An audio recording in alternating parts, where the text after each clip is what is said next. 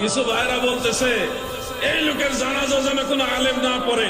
বীর মুক্তিযোদ্ধাদের অন্যতম হলো ফজলুর রহমান সাহেব। কিশোরগঞ্জের ওই চূড়ান্ত বেয়াদব ফজলুর রহমানকে স্পষ্ট করে বললাম, তোর মতো বেয়াদব গত 100 বছরে বাংলাদেশে জন্মায় নাই। বাংলাদেশের একজন কৃতি সন্তান আমি বলবো, প্রথিতযশা বীর মুক্তিযোদ্ধা অ্যাডভোকেট ফজলুর রহমান নামক একজন ব্যক্তি আছে, কিশোরগঞ্জের সন্তান। 1971 সালে তিনি বাংলাদেশকে স্বাধীন করার জন্য অস্ত্র হাতে নিয়ে এই দেশের এই ভূখণ্ডের মানুষের যারা শত্রু তাদের সাথে জিহাদ করে লড়াই করে এই দেশকে পবিত্র যারা করেছে, স্বাধীন যারা করেছে, সে বীর মুক্তিযোদ্ধাদের অন্যতম হলো ফজলুর রহমান সাহেব। বেচারা সুন্নি দেখা আর রাজাকারের বিরুদ্ধে কথা বলে দেখা কিছু ভাইরা বলতেছে এই লোকের জানাজা যেন কোনো আলেম না পড়ে। বীর মুক্তিযোদ্ধা অ্যাডভোকেট ফজলুর রহমানের জানাজা নবীর দুশমনরা পড়ার দরকার নাই, আর জানাজা পড়বে আশিক রাসূল সুন্নি আলেমরা। ঠিক কিনা বলে? রাজাকারের কোনো প্রয়োজন নাই মুক্তিযোদ্ধার জানাজা আসায়। তোমরা দূরে থাকো, তোমরা তো এই দেশের স্বাধীনতাই চাও নাই। এই বাংলাদেশি যারা চায় নাই তারা মুক্তিযোদ্ধাদের জানাজা পড়বে, এই আশা তো করা যায় না। আপনারা বলেন ওই লোকে বলছিল বাংলাদেশে 12,000 দরবার আছে, এই দরবারের আউলিয়া যারা তাদেরকে আমি ভালোবাসি, হযরত শাহজালাল রহমাতুল্লাহ আলাইহিকে ভালোবাসি, সোনাকান্দা দরবার সব হক্কানি দরবারকে আমি ভালোবাসি। ওলি আল্লাহদের অনুসারীরাই বাংলাদেশের মেজরিটি, অতএব আহলে সুন্নাত ওয়াল জামাতকে আমি অন্তর থেকে ধারণ করি। সে নিজেকে সুন্নি পরিচয় দেওয়ার কারণে আজকে নবীর দুশমনেরা ওনার জানাজা পড়তে জানে। বেচারা মরে নাই, এমনও তো হইতে পারো তুমি উনার জানাজা পড়তে চাও না, দেখা গেছে উনার আগে তোমার জানাজাও হইতে আল্লাহু আ'লাম। এই জন্য বলি খবরদার, বাংলাদেশ ওলি আল্লাহর দেশ।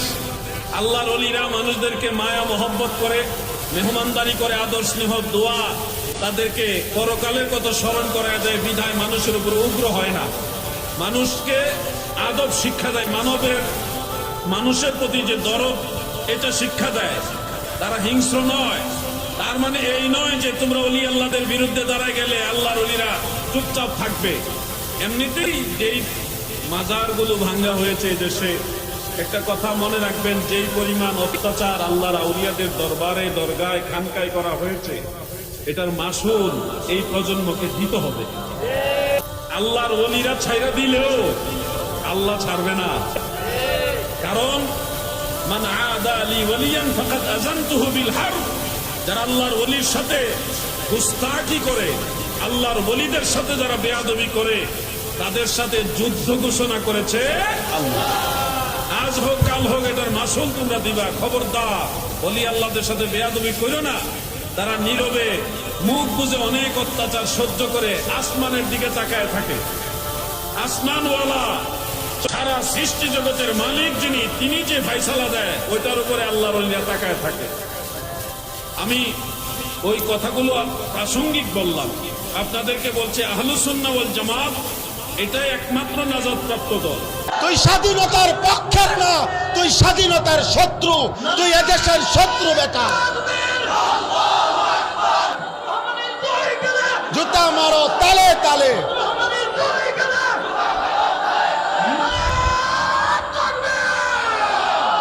কিশোরগঞ্জের ওই বেয়াদব